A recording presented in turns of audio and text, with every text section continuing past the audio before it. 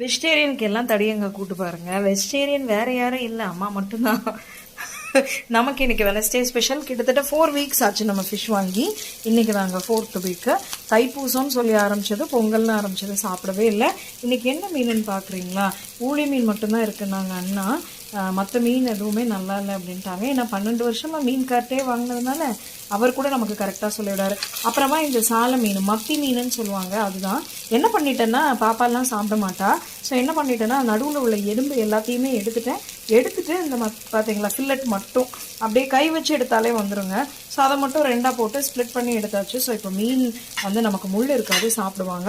அடுத்ததான் நம்ம கிளே பாட்டில் பண்ண ஃபிஷ்ஷுங்க, அதே மீன் தான். எஸ், சாலை மீனும் நமக்கு வந்து அந்த மத்தி மீனும் மட்டும்தான்.